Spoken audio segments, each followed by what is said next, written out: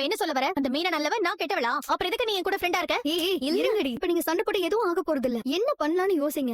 ஃப்ரெண்டுன்னு சொல்றேன்ல, அதுக்காக நான் வேணா ஒரு விஷயம் பண்றேன். மகேஸ்வரி கிட்ட நான் நம்பர் கேட்டேன், ஆனா அவங்க குடுக்கலன்னு நான் மீனா கிட்ட சொல்லிடுறேன். அப்போ இது மட்டும் போய் சொல்ற மாதிரி ஆகாதா? மகேஸ்வரி கிருஷோட அம்மா நம்பர் எனக்கு தர முடியுமா? அதே எப்படி தர முடியும்? இப்ப பாரு, நீ ஏன் தர முடியாதுன்னு சொல்லிட்ட. இப்ப நான் இதை போய் மீனா கிட்ட சொன்னா அது போய் இல்ல. ரோகிணி, இதே மாதிரி எத்தனை நாள் தான் போய் சொல்லி சமாளிக்க முடியும்? மீனா என்கிட்ட கூட வந்து நம்பர் கேட்க சான்ஸ் இருக்குல்ல? கண்டிப்பா கேட்பாங்க. அவங்க ஒரு விஷயம் நினைச்சா முடிக்காம விடவே மாட்டாங்க. ஏய், நீ எதுக்கு இங்க வந்த? ஆண்டி, அது ஒரு பெரிய ஆள் வீட்டு கல்யாணத்துக்கு மேக்கப் ஆர்டர் வந்திருக்கு.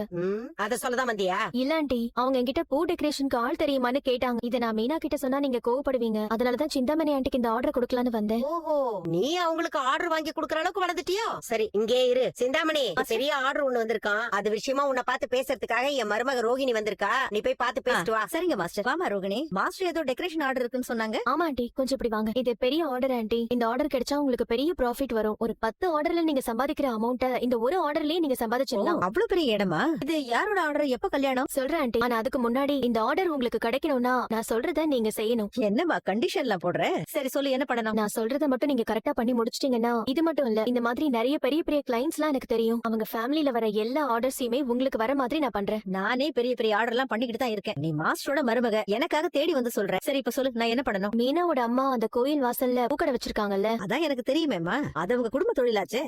அந்த கடைய கோவில் வாசல்ல இருந்து தூக்க